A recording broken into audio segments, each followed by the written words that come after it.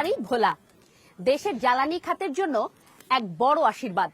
যদিও উপকূলীয় জেলা হওয়ায় ভোলা আজও ঝড়, জলোচ্ছ্বাস, নদী ভাঙন ও বন্যার সাথে প্রতিনিয়ত লড়াই করে টিকে আছে। এখানে সম্ভাবনার অভাব ছিল না কখনোই, অভাব ছিল সেই সম্ভাবনাকে কাজে লাগানোর রাজনৈতিক ও প্রাতিষ্ঠানিক আন্তরিকতার। বলা যায় এই জেলার ইতিহাস এখন সম্ভাবনা ও অবহেলার মাঝখানে দাঁড়িয়ে থাকা এক দীর্ঘ অপেক্ষার গল্প।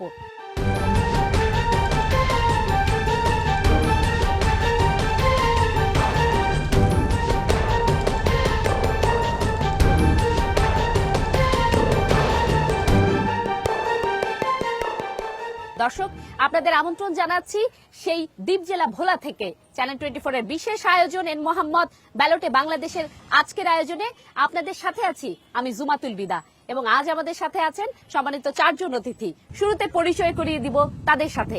আমার হাতের বাম পাশে শুরুতেই আছেন মোহাম্মদ নজরুল ইসলাম, জামায়াতে ইসলাম মনোনীত প্রার্থী, ভোলা 1 আসন। তার পাশেই রয়েছেন এনামুল হক, যুগ্ম আহ্বায়ক, ভোলা জেলা বিএনপি। তার পাশে রয়েছেন মাওলানা তরিকুল ইসলাম তারেক, সাধারণ সম্পাদক, ইসলামী আন্দোলন বাংলাদেশ ভোলা উত্তর। তার পাশে রয়েছেন মোহাম্মদ নুরুন নবী, সাংগঠনিক সম্পাদক, বাংলাদেশ জাতীয় পার্টি বিজেপি ভোলা জেলা। আমরা তাদের বক্তব্য শুনবো, ভোটারদের প্রশ্নে তাদের মন্তব্য শুনবো। তার আগেই চলে যাব আমাদের সহকর্মী, যিনি ভোলাই থেকে ভোলার গণমানুষের দুর্ভোগ, সম্ভাবনা এবং উন্নয়নের গল্পগুলো আসলে সংবাদ মাধ্যমে তুলে ধরেন। আমাদের সহকর্মী এইচ.এম. জাকিরের দিয়েই শুরু করব। এইচ.এম. জাকির, আপনার কাছে প্রথমেই জানতে চাইব, যে সম্ভাবনার কথা বলা হয়, যে অর্থনৈতিক অঞ্চল হিসেবে ঘোষণা করার পরে উন্নয়নের কথা বলা হয়, সেটি আসলে কোথায় থমকে গিয়েছে এবং গণমানুষের কি আকাঙ্ক্ষা রয়েছে এই নির্বাচনী সময়ে? আসলে উন্নয়নের কথা বলতে গেলে প্রথমত বলতে হবে যে বিগত আওয়ামী লীগ সরকারের কথা। তারা দীর্ঘ সময় ভোলাতে তথা সারা বাংলাদেশে শাসন করে গেল। ভোলার যে দায়িত্বে যিনি ছিলেন তোফায়েল আহমেদ, তিনি সাবেক বাণিজ্য মন্ত্রী ছিল, কিন্তু তোফায়েল আহমেদের মতো লোক ভোলা জেলার দায়িত্বে থাকা সত্ত্বেও আমরা দেখেছি যে ভোলাতে সেই ধরনের কোনো উন্নয়নের ছোঁয়া লাগেনি। বিশেষ করে ভোলাতে যে পরিমাণ গ্যাস রয়েছে, যেটি সারা বাংলাদেশের গ্যাসের চেয়ে ভোলার পর্যাপ্ত গ্যাস মজুদ রয়েছে, সেখানে পর্যাপ্ত সম্ভাবনার বিষয় থাকলেও কিন্তু এখানে কোনো সম্ভাবনাময় কোনো কিছুই আমরা তেমন দেখি না। 2-1টি শিল্প কারখানা ছাড়া, যেখানে শত শত শিল্প কারখানা গড়ে ওঠার কথা, কিন্তু এটি আমরা আওয়ামী লীগের সরকারের সময়কালে এখানে তেমন কোনোই উন্নয়ন দেখিনি। পাশাপাশি ভোলার জনগণ, এমনকি ভোলার সকলের আপামর জনসাধারণের যেই দাবিটি ছিল, বিগত দিন কয়েক দফায় দফায় আন্দোলন হয়েছিল, সেটি হচ্ছে ভোলা বরিশাল ব্রিজ, ভোলার প্রতিটি ঘরে ঘরে গ্যাস সংযোগ, ভোলার একটি মেডিকেল কলেজ স্থাপন, এমনকি ভোলার যে সরকারি যে হসপিটালটি রয়েছে সেখানে পর্যাপ্ত চিকিৎসক সংকট রয়েছে। এই সকল বিষয়গুলি কিন্তু তারা দীর্ঘ বছর দাবির মুখে থেকে বহু আন্দোলন সংগ্রাম করে, কিন্তু কোনো একটি দাবিও তাদের আধ পর্যন্ত পূরণ হয়নি। এমনকি ভোলা এত গ্যাস মজুদ থাকা সত্ত্বেও কিন্তু আওয়ামী লীগ সরকার পারেনি ভোলার প্রতিটি ঘরে ঘরে গ্যাস দিতে। এই দাবিগুলো কিন্তু তারই ব্যর্থতার প্রমাণ দিয়েছে। আজকে আমরা দেখেছি এখনো ভোলাবাসী এই দাবিগুলো নিয়ে সকল আন্দোলন সংগ্রামে তাদের একই দাবি আমরা দেখেছি। এক কথা বলতে গেলে আওয়ামী লীগ সরকারের একটি ব্যর্থতাই আমি বলবো। ভোলাবাসী কতটুকু আসলে সচেতন নিজের অধিকার নিয়ে? তারা কি কখনো তৎকালীন সরকারের কাছে নিজেদের আগ্রহ কিংবা নিজেদের যেই মৌলিক চাহিদা সেটি সম্পর্কে জানান দিয়েছেন কি? শুধু জানান দেওয়াই নয়, আমি দেখেছি যে ভোলাতে যেহেতু আজকে যারাই রয়েছে এখানে, তারা প্রত্যেকেই সেই সময় আওয়ামী লীগ সরকারের সময় কিন্তু বিরোধী দলই ছিল। তারা সকলে সেই সকল আমি যে কথাগুলো বলেছি দাবিগুলো, সেই দাবিগুলো নিয়ে কিন্তু তারা দীর্ঘ সময় আন্দোলন করেছে। এমনকি আমরা দেখেছি এখানে ইন্ট্রাকো করে যে একটি ফিলিং স্টেশন রয়েছে, সেই ফিলিং স্টেশনের মাধ্যমে এখন সেই সময় থেকে কিন্তু ভোলার গ্যাস সিলিন্ডার করে ঢাকা নিয়ে যাচ্ছে, যেখানে ভোলায় ব্রিজ করে দিয়ে ব্রিজের মাধ্যমে পাইপলাইনে গ্যাস যাবে অন্য জেলায়, সেটি না করে, সেই ব্রিজ না করে গ্যাস সিলিন্ডার করে নিয়ে যাচ্ছে। এটি নিয়ে সেই ইন্টারগো ঘেরাও কর্মসূচি হয়েছে, তাদের গাড়ি চলাচল বন্ধ করে দেওয়া হয়েছে। শত দাবির মুখেও কিন্তু আওয়ামী লীগ সরকারকে দেখেনি ভোলার কোনো উন্নয়নে তারা তেমন কোনো ভূমিকা রাখতে? আপনার এই প্রশ্ন নিয়ে আসলে চলে যাব মোহাম্মদ নজরুল ইসলামের কাছে, জামায়াতের যেই ইসলামের পক্ষ থেকে যেই মনোনীত প্রার্থী রয়েছেন ভোলা 1 আসনের কাছে। আপনার কাছে প্রশ্ন, এই যে রাজনৈতিক এবং প্রাতিষ্ঠানিক সদিচ্ছা কিংবা আন্তরিকতা ভোলার উন্নয়নকে কেন্দ্র করে, এটি কেন এখন পর্যন্ত আসলে বাস্তবায়ন হয়নি? মাঝখানের যেই ফারাকটা, এই ফারাকটা কি রয়ে গিয়েছে? ধন্যবাদ চ্যানেল 24-কে এবং ধন্যবাদ এই চ্যানেল 24-এর অংশীজন কলা কৌশলী যারা আছেন সবাইকে আমি ধন্যবাদ জানাচ্ছি ভোলাবাসীর পক্ষ থেকে। আমি এর উত্তরে যেটা বলবো যে আসলে কোনো রাজনৈতিক দল এবং নেতার যদি সদিচ্ছা থাকে তাহলে সে ভূখণ্ডের মৌলিক সমস্যাগুলো অবশ্যই সেটা পূরণ হয়।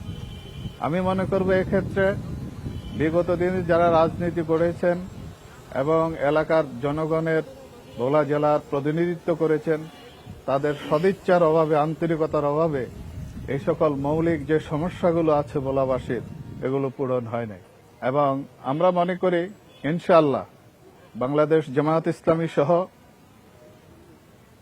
এবং যে আমরা যে জোট, এটা যদি আমরা জনগণের খেদমত করার সুযোগ পাই তাহলে প্রথমে যে ভোলার যে বেসিক সমস্যাগুলো আছে, মৌলিক সমস্যাগুলো আছে, তার ভিতরে যে ভোলার মানুষের যে চিকিৎসা সমস্যা, আমরা ইনশাআল্লাহ একটা বিশ্বমানের হাসপাতাল ভোলাতে তৈরি করব, সাথে মেডিকেল কলেজ ইনশাআল্লাহ আমরা তৈরি করব অতীতে। এবং আমরা ভোলা বরিশাল যে সেতু, দীর্ঘদিনের ভোলাবাসীর যে দাবি, এটা শুধু ভোলাবাসীর দাবি না, এটা লস প্রজেক্ট না, গভর্নমেন্টের একটা লাভজনক প্রজেক্ট আমরা মনে করি। কারণ এটা বেনাফল হয়ে আপনার খুলনা, বরিশাল, ভোলা হয়ে চিটাগাংয়ের সাথে একটা কানেক্টিভিটি রচনা হবে বড় ধরনের, যেটা জাতীয় অর্থনীতিতে সবচেয়ে গুরুত্বপূর্ণ ভূমিকা পালন করবে। এই জন্য আমরা চাচ্ছি সাথে সাথে ভোলাবাসীর যে দীর্ঘদিনের দুর্ভোগ দূর হবে এবং সরাসরি রাজধানীর সাথে ভোলাবাসীর যোগাযোগ হবে সড়ক পথে, আর ভোলাবাসীর দীর্ঘদিনের যে কষ্টগুলো লাঘব হবে এবং দেশের অর্থনীতিতে গুরুত্বপূর্ণ একটা ভূমিকা রাখবে এটা। এরপরে আমরা দীর্ঘদিনের ভোলাবাসীর যে দুঃখ কষ্টের যে একটা জায়গা, যে ভোলাটা নদী ভেঙে ভেঙে ভোলাটা অনেক বড় ছিল, আস্তে আস্তে ক্রমান্বয়ে এটা ছোট হয়ে আসছে। সুতরাং আমরা আমাদের দেশীয় ভালো বড় বড় কনসালটেন্ট আছেন এবং বিদেশি যারা এই ব্যাপারে এক্সপার্ট, তাদের সাথে বসে আমরা ইনশাআল্লাহ, যদি দাঁড়িপাল্লার সরকার, ইসলামের সরকার, যদি জামাত ইসলামের সরকার যদি ইনশাআল্লাহ জনগণের খেদমত করার সুযোগ পায়, তাহলে দেশি বিদেশি কনসালটেন্টরা বসে ভোলাকে স্থায়ীভাবে কিভাবে নদী ভাঙা থেকে মুক্ত করা যায়, রোধ করা যায়, নদী ভাঙার ব্লক, বেড়িবাঁধ, একটা টেকসই মজবুত বেড়িবাঁধ, এটা ইনশাআল্লাহ আমরা করব। সাথে সাথে আমরা যে শিল্প, গ্যাস ভিত্তিক যে শিল্প কারখানাগুলো আছে, পর্যাপ্ত পরিমাণে মহান রব্বুল আলামিন এখানে প্রাকৃতিক সম্পদ দিয়ে রেখেছেন ভোলাতে, এবং আমরা 50 বছর আগে ওইটা কল্পনা করতে পারি নাই। কিন্তু আজকে এই সম্পদগুলাকে ভালোভাবে ইউটিলাইজ করা, ভালোভাবে সদ্ব্যবহার করা, জনগণের দ্বারগোড়ায় এটা পৌঁছানো সেবাগুলোকে, এটা অত্যন্ত দুঃখজনক হলেও সত্য যে এটা হয়ে ওঠে না। বিভিন্ন আমলাতান্ত্রিক জটিলতার কারণে এটা হয়ে উঠতেছে না। আমরা ইনশাআল্লাহ যদি জনগণের খেদমত করার সুযোগ পাই, ভোলাতে এই ভোলার গ্যাস দিয়ে ইনশাআল্লাহ আমরা ভোলাতে শিল্পনগরী তৈরি করব, বাংলাদেশের অর্থনীতিতে প্রচন্ড একটা গতির সঞ্চার করব ইনশাআল্লাহ ভোলার গ্যাস দিয়ে। কি সেই সম্ভাবনার কথা নজরুল ইসলামের কাছে আমরা শুনছিলাম। আমরা একটি প্রশ্নে যাব, যারা প্রথমবার ভোট দিবেন, সেই প্রথম ভোটার, অঞ্চলভেদে বিভিন্ন জায়গায় বিভিন্ন সংসদীয় আসনে যে ভোটার রয়েছে, এই ভোটারের সংখ্যা কিন্তু বাড়ছে, কোথাও 55, কোথাও 75,000-এর মতো নতুন ভোটার তৈরি হয়েছে। একইভাবে এই ভোলায়ও কিন্তু নতুন ভোটার তৈরি হয়েছে। আমরা একজন নতুন ভোটারের সাথে কথা বলবো এবং তিনি নারী ভোটারও, তার প্রশ্নটি নিয়ে আমরা আমাদের দ্বিতীয় অতিথি এনামুল হকের কাছে যাব। একজন নতুন ভোটার, নারী ভোটার হিসেবে আপনার কি প্রশ্ন রয়েছে এনামুল হকের কাছে? আমার নজরুল ইসলামের কাছে আমার প্রশ্ন রয়েছে যে উনি যদি ভোলাতে প্রার্থী হয় তাহলে উনি ভোলার জন্য কি করবে? আমাদের যে ভোলা বরিশাল সেতু, আমাদের যে 5 দফা দাবি আছে, উনি কি সেইটা করবে কিনা? ওনার কাছে আমার এই প্রশ্নটা, যে 5 দফা দাবি। নজরুল ইসলামের কাছে করেছেন, এর পাশে এনামুল হক আছেন, মাওলানা তরিকুল ইসলাম তারেক আছেন এবং নুরুন নবী আছেন। তাদের তিনজনের কাছে আপনার কোনো প্রশ্ন আছে কি? হ্যাঁ, আমার প্রশ্ন একটাই এখন, যে যে আমাদের ভোলার জন্য উন্নয়নের জন্য কাজ করবে আমরা সেই প্রার্থীকেই ভোট দেব, এবং আমাদের যে মেইন 5 দফা দাবি, ওই 5 দফা দাবি যদি তারা কার্যকর করে তবেই আমরা ওই প্রার্থীকে ভোট দেব। এই 5 দফা দাবিতে আপনারা কি কি রেখেছেন? আমরা ভোলা বরিশাল সেতু, তারপরে স্থায়ী ভেরিবাদ, মেডিকেল কলেজ, তারপরে পাবলিক ইউনিভার্সিটি, ঘরে ঘরে গ্যাস। আপনাকে অসংখ্য ধন্যবাদ।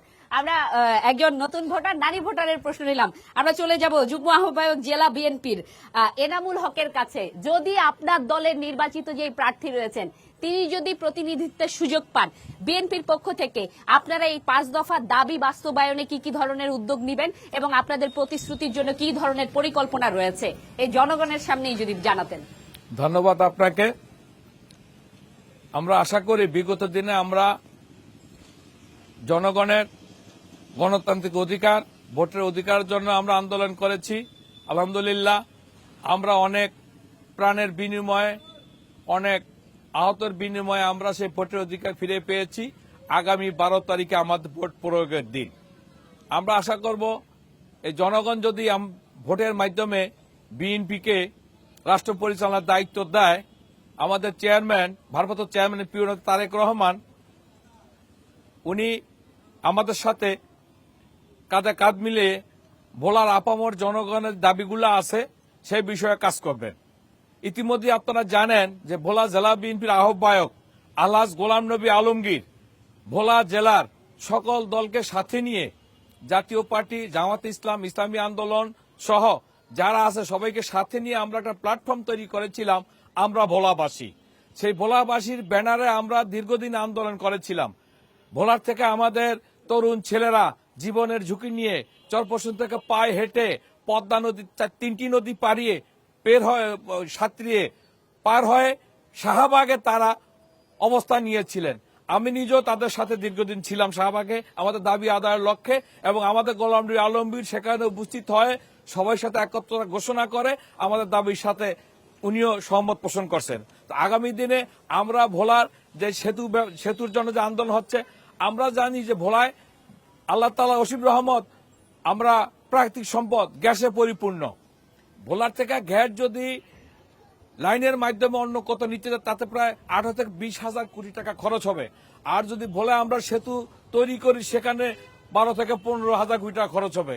তাইলে আমরা এক খরচে 2টা কাজ করতে পারবো, গ্যাস সেতুও পাবো আমরা এবং গ্যাস যাওয়ার লাইনটা আমাদের হবে। সরকার সেদিকে দৃষ্টি দেয় না, আমরা সেদিকে দৃষ্টি দিব। আর ভোলায় যে আমাদের এই যে জনগণের স্বাস্থ্য সেবা চিকিৎসার যে আমরা অবহেলিত অবস্থায় আছি, আমার মা, আমার বোন, আমার ভাই যদি রাতে অসুস্থ হয় তাকে এখান থেকে রেফার করে বরিশাল বা ঢাকা, বা 8টা-9টার পর আমরা যেতে পারি না। যদিও লঞ্চে উঠি প্রতিমধ্যে হয়তো আমার সেই প্রসূতি মাটা সেখানে একটা বাচ্চা প্রসব করে মাটা মারা যায়, অথবা আমার সেই বোনের বাচ্চাটা মারা যায়। এখান থেকে আমরা পরিত্রাণ পাবো। ভোলা একটা সুন্দর মেডিকেল কলেজ আমরা করব। আমরা দুঃখের সাথে বলতে চাই বিগত সরকারের আমলে বিভিন্ন জেলা মেডিকেল কলেজ হয়েছে, কিন্তু আমরা ভোলায় এই ধরনের নেতা থাকা অবস্থায় ভোলায় যে কলেজে মেডিকেল কলেজ হওয়ার কথা সেটা না হয় তারা প্রাইভেট নিজের নামে মেডিকেল কলেজ করার জন্য অন্য জায়গাটা কলেজ করেছে, ভোলাকে মেডিকেল কলেজ রূপান্তরিত করে নাই, সেখানে ব্যাঘাত সৃষ্টি করেছে। আমরা করবো আগামী দিনে এই ধরনের কোন নেতা ভোলাতে থাকবে না যে ভোলার কোনো কাজে তারা ব্যাঘাত সৃষ্টি করবে। দেখেন ভোলাতে আমরা এতগুলা গ্যাস কূপ আমাদের প্রায় 23টার মতো কয়েকটা চলমান। ম্যাডাম খালেদা জিয়া তার নিজস্ব অর্থায়নে এই ভোলার গ্যাস কূপ উদ্বোধন করে গেছেন। তারপরে কতটা বছর হয়ে গেল ভোলার থেকে দৃশ্যমান কোন ইন্ডাস্ট্রি হয় নাই, কিন্তু ভোলার থেকে গ্যাস তারা সিলিন্ডার করে ঢাকা নিয়ে যাচ্ছে ন্যূনতম দামে। আর ভোলাতে ঘরে ঘরে আমরা গ্যাস দিচ্ছি না। আমাদের দেখেন টাকা জমা দিছে, ব্যাংকে টাকা জমা দিছে, লাইন টানা হচ্ছে, শুধু রাইজারলে কানেকশন দিবে। হয়তো লেবাররা কষ্ট করছে, আগামী দিন আসা দিব, রাতের আধারে ঘোষণা দিছে আর গ্যাস দেওয়া যাবে না। তাহলে এই যে লোকজনের টাকাগুলো জমা আছে ফিরিয়ে দিলে কিছু করলো না। তা আমরা আসলে এটারও আমরা ব্যবস্থা করব। আর আমাদের আরেকটা হলো নদী ভাঙন নিয়ে বিএনপি বারবার ক্ষমতা আসছে, উন্নয়নের ছোঁয়া রেখে গেছে। আমাদের নেতা মোশাররফ শাহজাহান 65 এমপি হয়েছেন। হয় এই যে বলার যে আমাদের পাওয়ার হাউস যেটাকে আমরা বিদ্যুৎ কেন্দ্র, এটা ওনার হাতে স্থাপিত। পরবর্তীতে আবার 2001 সালে উনি 91 ক্ষমতায় আসছেন, উনি মন্ত্রী ছিলেন। উনি মেরিন ক্যাবেলের মাধ্যমে ভোলাকে জাতীয় গ্রিডের সাথে সংযুক্ত করছেন এবং ভোলা বরিশাল রাস্তার ভিত্তিপ্রস্তর স্থাপন করছেন উনি। এবং ভোলাতে শহর রক্ষা বাঁধ নামে একটা প্রকল্প চালু করে গেছেন উনি। নদীতে যে ব্লক ফালায় শহর রক্ষা বাঁধ ফেজ 2 ডিভিশন 2 দিয়া পরবর্তীতে এই দেওয়া চলমান আছে। এখন 17 বছরে তেমন কোন দৃশ্যমান কাজ হয় না। আমরা যদি বিএনপি ক্ষমতায় আসি বা আমাদের যদি সুযোগ দেয় জনগণ, তাইলে আমরা টেকসই বেড়িবাদ করবো উইথ মেরিন ড্রাইভ সহ। বলা কিন্তু পর্যটন সম্ভাবনাময় একটা এলাকা।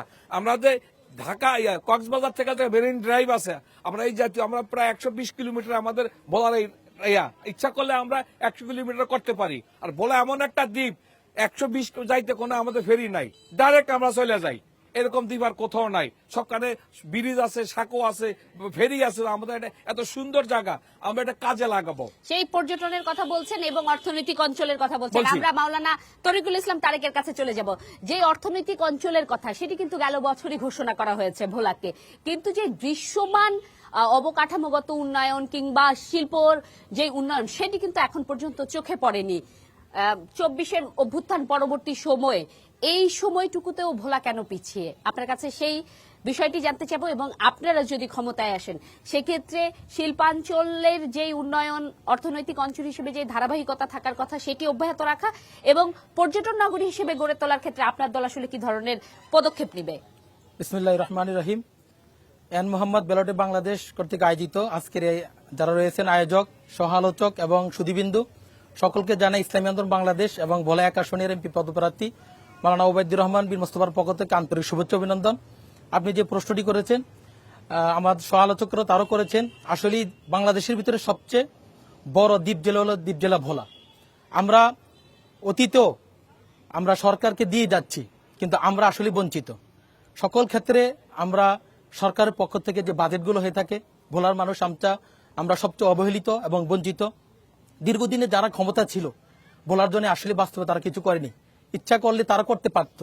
আমরা দেখেছি এই ভোলাতে 4 লাইন বাজেট হয়েছে এবং পাশ হয়েছে, কিন্তু সেটা তারা ফেসি শক্তির মাধ্যমে ভোলার থেকে কেটে নিয়ে গেছে।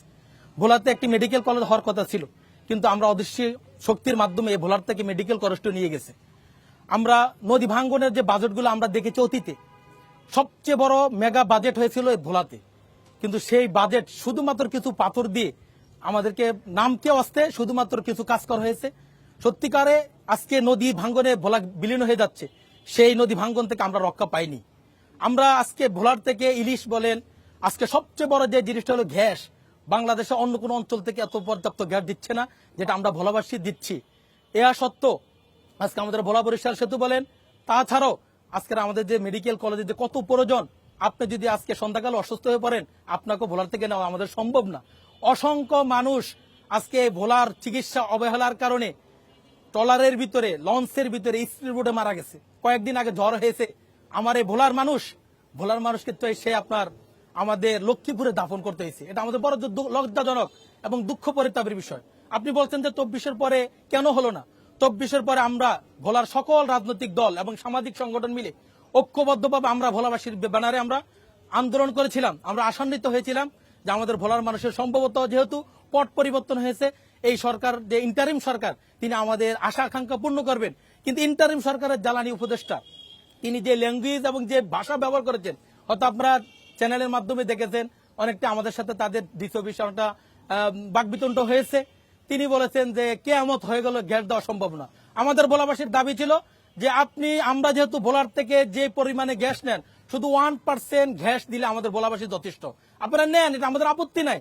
কিন্তু আমাদের নিরামুল ভাই বলছে 577টি রাইজার, মানে শুধু সবকিছু ওকে, শুধুমাত্র লাইনটা সংযোগ দেবে, এটাও দিতে তারা রাজি নয়। এজন্য আমরা তাদের কাছে আশা ছিল যে আমাদের এই ভোলা বরিশাল সেতু হবে, মেডিকেল কলেজ এবং যে গ্যাসের যে আন্দোলনটা, সেটা তারা আমাদের পূর্ণ করবে, কিন্তু সেটা আমাদের পূর্ণ করে নেই। ইনশাল্লাহ ইসলামী আন্দোলন বাংলাদেশের পক্ষ থেকে, তথা আপনারা জানেন আজকে আমাদের 11 দলের ইসলাম পন্থার যে জোট হয়েছে, আমাদের পক্ষ থেকে যদি আমাদের ওবায়দ বিন মোস্তফা নির্বাচিত হয়, এই ভোলাতে 1 নম্বর আমি এক কথায় বলবো, সর্বপ্রথম যেটা বৈষম্য থাকবে না। আজকে আমরা অতীতে দেখেছি স্বজনপ্রীতি, আত্মবীতি, যে নিজের আত্মীয় স্বজন তাদেরকে চাকরি বলে সকল সুযোগ সুবিধা দেওয়া হয়।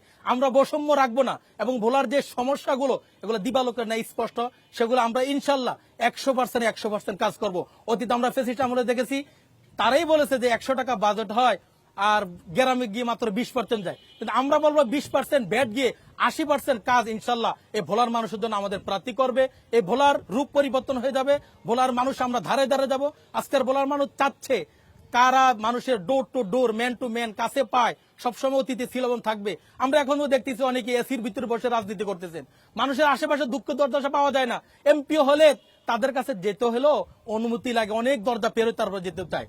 কিন্তু এখনকার মানুষ চায় যে তারা দুঃখে সুখে সর্বদা মানুষের পাশে থাকবে, এরকম প্রার্থীকে চাচ্ছে। ইনশাল্লাহ ওবায়দ বিন মোস্তফাকে সেভাবে পাবে এবং ভোলার মানুষের কল্যাণে ইনশাল্লাহ আমরা কাজ করব। ভোলার আমরা বিশেষ করে শিক্ষার দিক দিয়ে আমরা অনেকটা পিছিয়ে রয়েছি। আমরাও প্রত্যাশা করি যে ভোলার যে জনগণ রয়েছে তাদের উন্নয়নের জন্য যে কোনো রাজনৈতিক দল সে যেই হোক না কেন তিনি কাজ করবেন। আমরা আমাদের পরবর্তী অতিথি মোহাম্মদ নুরুন নবীর কাছে যাব। নুরুন নবীর কাছের প্রশ্নটা আসলে তরিকুল ইসলাম তারেকের থেকে, যে বৈষম্যহীন সমাজ ব্যবস্থার কথা তিনি বলছেন এবং সব রাজনৈতিক দল মিলে ঐক্যবদ্ধ হয়ে ভোলার চিত্র বদলে দেওয়ার যেই পরিকল্পনাটুকু এঁটেছিলেন, সেটি কি আসলে কোনো এক কারণে আটকে যাচ্ছে? কারণ যারা রাজনৈতিক প্রতিনিধি হিসেবে কিংবা ভোলার প্রতিনিধি হিসেবে প্রতিনিধিত্ব আগামীতে করবেন, তারা কি আসলে ভোলায় থাকেন? তারা কি সেই চিত্রটা জানেন? ভোলাবাসীর কষ্টটুকু আসলে সরেজমিনে বোঝেন? বিসমিল্লাহির রহমানির রহিম। আমি Bangladesh Jatiya party BJP barrister Andalib Rahman পার্থর পক্ষ থেকে ধন্যবাদ জানাচ্ছি। আমি যে কথাটি আপনি বলেছেন যে ভোলা ইলিশ, সুপারি এবং বর্তমানে যে গ্যাস সম্ভার, সেই দ্বীপ জেলা ভোলা, আমরা সেই ভোলার বাসিন্দা। আমরা বিগত 17 বছর আমরা ভোলাবাসী অবহেলিত ছিলাম। স্বৈর শাসকের করাল গ্রাসে আমরা আমাদের কোনো কাজ করতে পারে নাই। তারা একভাবে এই দেশটাকে চালনা করেছে। যে কথা বলেছে যে আমাদের বিগত স্বৈর শাসকের যে তোফায়েল আহমদ বাণিজ্য মন্ত্রী ছিল, সে ভোলাকে অনেকভাবে অবহেলিত করে রেখেছে, ভোলার মানুষের কণ্ঠকে রোধ করে রেখেছে, ভোলার মানুষের যে চাহিদা সেটা সে পূরণ করতে ব্যর্থ হয়েছে। এমনকি ভোলার মানুষের কথাও সে শোনেনি। সে তার আত্মীয় স্বজন এবং তার মতেই সে তার ভোলাকে চালিয়েছে, বাংলাদেশকে চালিয়েছে। আমরা সেটার থেকে পরিত্রাণ চাই। আমরা বিগত 17 বছর আন্দোলন করেছি এবং 24-এর গণ অভ্যুত্থানের পরে একটি নূতন বাংলাদেশ, একটি নূতন ধারার সুষ্ঠু ধারা রাজনীতির বাংলাদেশ আমরা চাই।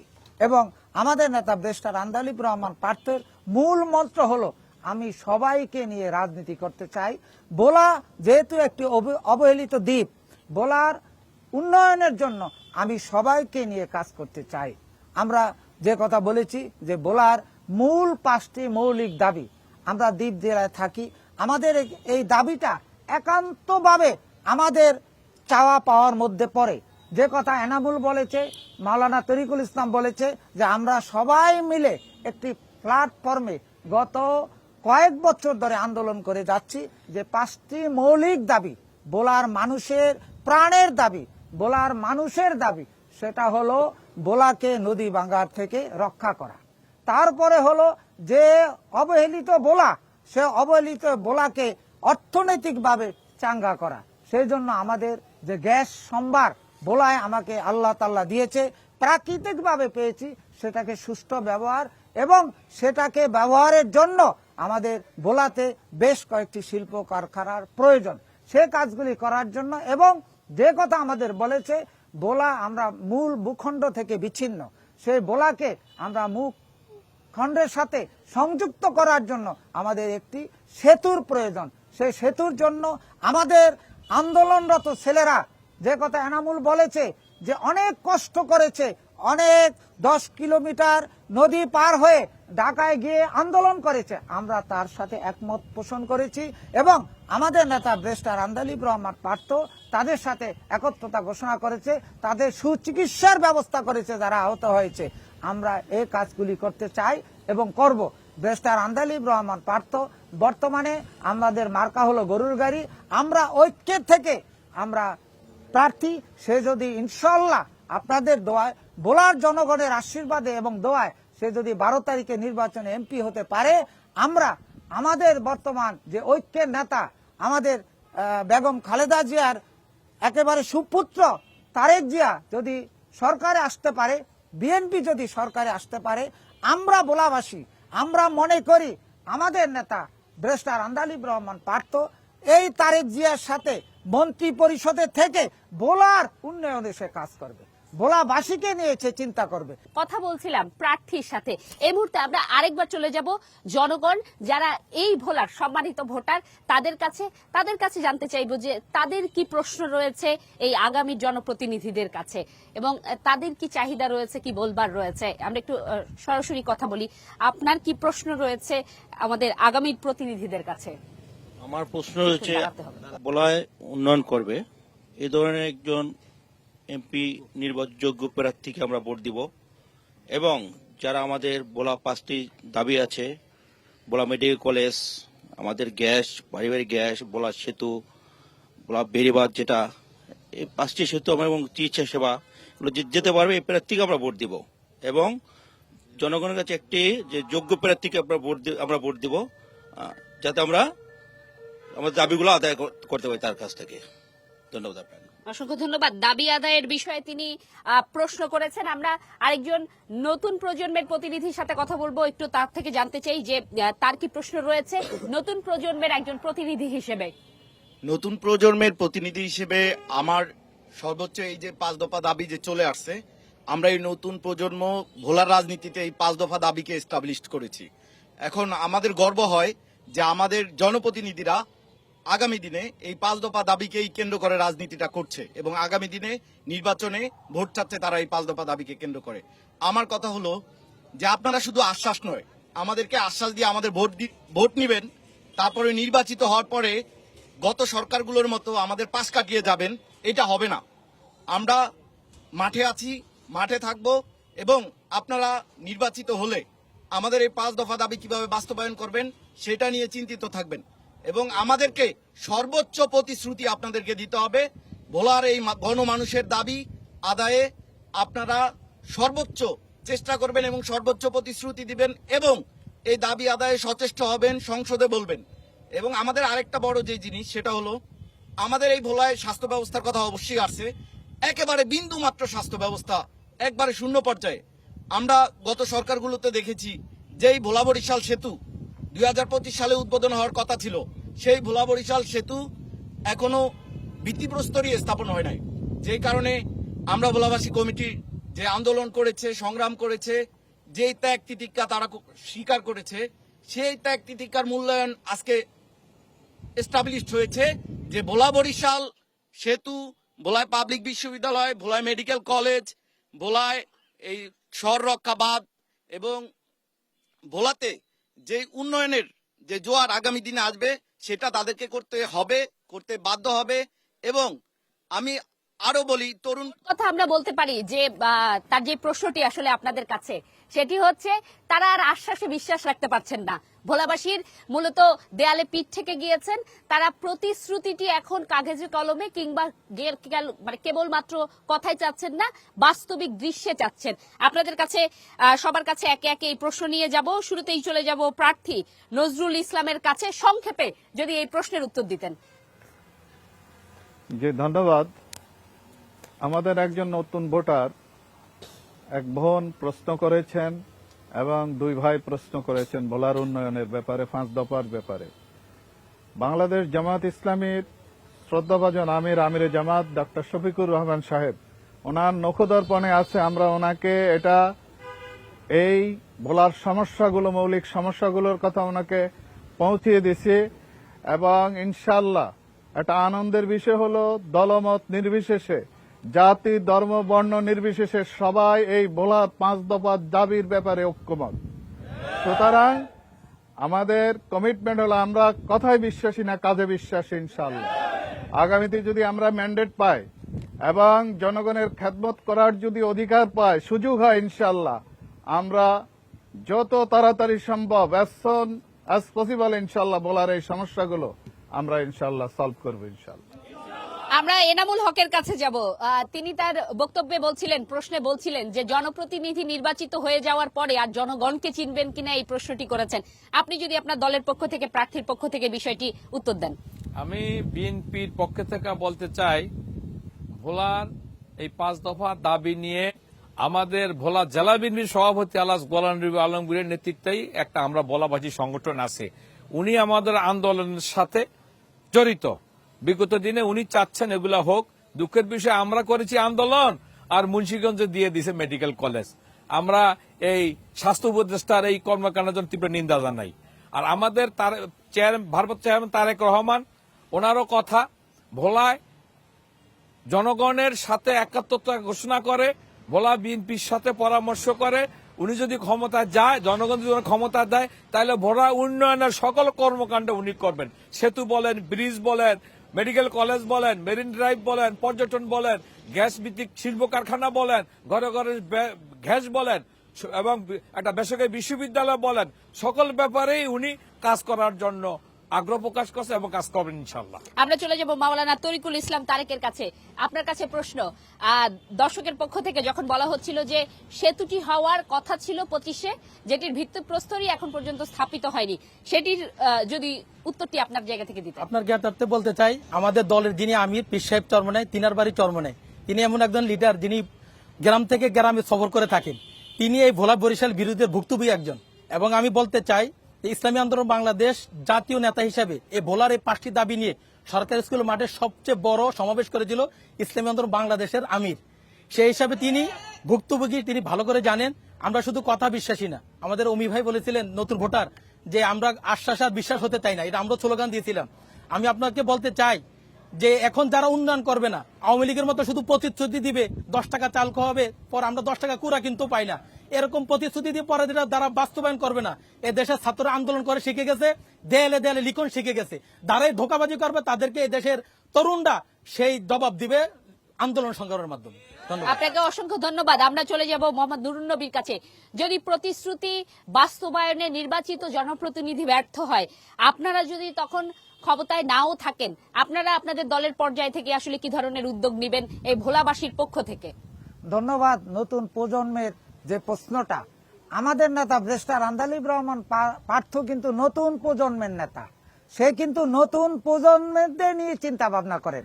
আমাদের বিজেপির চেয়ারম্যান মরহুম নাজিউর রহমান মঞ্জু বোলাতে যখন রাজনীতি আরম্ভ করেছিলেন, তখন নূতন দ্বারা রাজনীতি, উন্নয়নের রাজনীতি করেছিলেন। সে কথায় বিশ্বাস করত না, উন্নয়নে, কাজে, কর্মকাণ্ডে বিশ্বাস করত। তারই পুত্র, তারই যোগ্য সন্তান ব্যারিস্টার নাজিউর রহমান মঞ্জু সন্তান আমাদের ব্যারিস্টার আন্দালিব রহমান পার্থ, সেও কিন্তু উন্নয়নে বিশ্বাস করে। সে কর্মকাণ্ডে সে এটাই চায় যে আমরা নতুন প্রজন্ম যেটা চায় আমি সেটাই করব। যেমন ভোলায় 5টি যে মৌলিক দাবি, সে দাবিগুলির ব্যাপারে সে একমত। সেই দাবিগুলি করার জন্য আমরা যদি ইনশাল্লাহ ঐক্য জোটে সরকার হয়, আমাদের নেতা, আমাদের বিএনপির চেয়ারপারসন, আমাদের যে বর্তমানে চেয়ারপারসন হবে তারেক জিয়া যদি ক্ষমতায় যেতে পারে, আমরা তার সাথে একত্র হয়ে আমরা এই ভোলার উন্নয়নে কাজ করব ইনশাল্লাহ।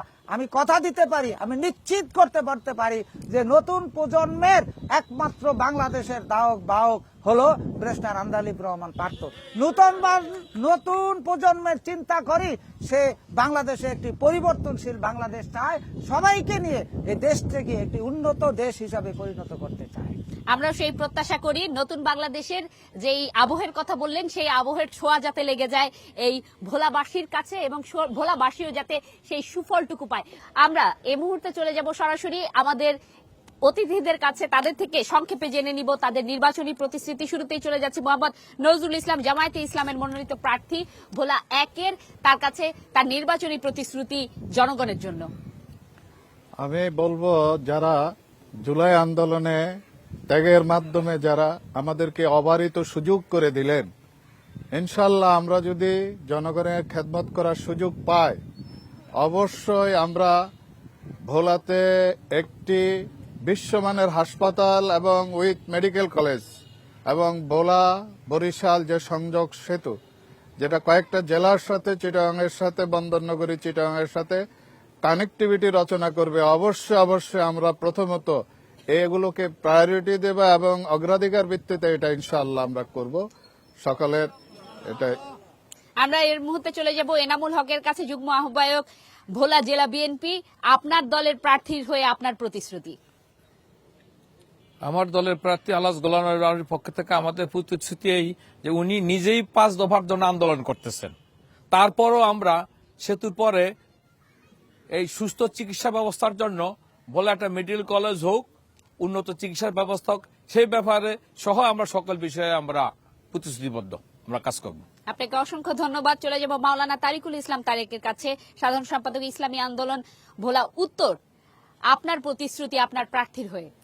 আমাদের প্রার্থী মাওলানা ওবায়দ বিন মোস্তফা যদি নির্বাচিত হয়, এই 5টি দাবি তো আছেই, সাথে সাথে ভোলাটি পর্যটন কেন্দ্র, আমরা সুন্দর পর্যটন কেন্দ্র প্রেক্ষাপট রয়েছে, সেটা আমরা গড়ে তুলব এবং বিশেষ করে বিগত 17 বছরে এই দেশের মানুষ শিক্ষা থেকে অনেকটি দূরে রয়েছে। মৌলিক যে আমাদের ধর্মীয় শিক্ষা থেকে শুরু করে শিক্ষার পরিবর্তন এবং এই ভোলাকে আমরা বৈষম্যহীন একটি ভোলা আমরা গড়ে তুলব। আমরা এই প্রতিশ্রুতি দিতে পারি মাওলানা ওবায়দুর রহমান মির্জার পক্ষ থেকে। আপনাকে অসংখ্য ধন্যবাদ। মোহাম্মদ নুরুন নবী, সাংগঠনিক সম্পাদক বাংলাদেশ জাতীয় পার্টি বিজেপির, আপনার কাছে জানতে চাইব যে আপনার প্রার্থীর হয়ে আপনার প্রতিশ্রুতি জনগণের কাছে। ইনশাআল্লাহ আমাদের প্রার্থী ব্যারিস্টার আন্দালিব রহমান প্রার্থীর চিন্তা চেতনা, আপনার যে ভোলার মানুষ যদি ইনশাআল্লাহ তাকে ভোটে জয়যুক্ত করে, তাহলে আমাদের যে মৌলিক 5টি দাবি, এই দাবিগুলি তো পূরণ করবি, সাথে সাথে ভোলায় একটি উন্নত ভোলা কিভাবে করা যায় তার একটা রূপরেখা তৈরি করে সেভাবে সে কাজ করবে। এই কথা আমরা আজকে বলে দিতে চাই।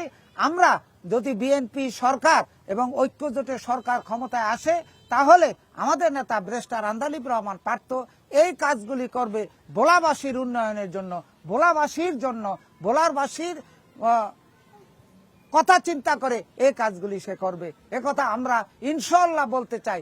সাথে সাথে আরেকটি কথা বলতে চাই যে ভোলাতে ওই 5টি মৌলিক দাবির সাথে আরেকটি কথা হলো যে একটি বেসরকারি বিশ্ববিদ্যালয় আমাদের প্রয়োজন, সাথে সাথে সরকারি একটি বিশ্ববিদ্যালয় যেটাকে বলে পাবলিক বিশ্ববিদ্যালয়। আমাদের এই ভোলার ছেলে মেয়েরা পড়ালেখার উচ্চ শিক্ষার জন্য একটি বেসরকারি অর্থাৎ পাবলিক বিশ্ববিদ্যালয়ের প্রয়োজন। সেই কাজগুলো আমাদের এই 5টি মৌলিক দাবির সাথে সে করবে, একথা আমরা নিশ্চিন্তে বলতে চাই। মোহাম্মদ নুরুন নবী, আপনাকে অসংখ্য ধন্যবাদ। আপনাদের 4 জনকে আসলে অসংখ্য ধন্যবাদ আমাদের সাথে যুক্ত হওয়ার জন্য। আমরাও প্রত্যাশা করি যে যেই প্রতিশ্রুতি প্রার্থী এবং প্রার্থীর পক্ষ থেকে আমরা জানতে পারলাম, এই ভোটাররা শুনতে পারলেন, সেই প্রতিশ্রুতি শুধুমাত্র যাতে কণ্ঠস্বরেই আটকে না থাকে, সেই প্রতিশ্রুতি যাতে অবকাঠামোগতভাবে এবং যেই সার্বিকভাবে দৃশ্যমান হয়ে ওঠে ভোলাবাসীর জন্য, এবং ভোলাবাসীও যাতে সেই সুফল ভোগ করতে পারে। পর্যটন শিল্প থেকে শুরু করে অর্থনৈতিক অঞ্চল হিসেবে যে সম্ভাবনা দুয়ার রয়েছে ভোলার জন্য, সেটি যাতে ক্রমেই সেই দুয়ার উন্মোচিত হয় এবং পুরো বাংলাদেশ যাতে সেই সুযোগটি, সুফলটুকু ভোগ করতে পারে। আমাদের সাথে থাকার জন্য অসংখ্য ধন্যবাদ। শেষ করছি ভোলা থেকে এন মোহাম্মদ, ব্যালটে বাংলাদেশ আজকের আয়োজন।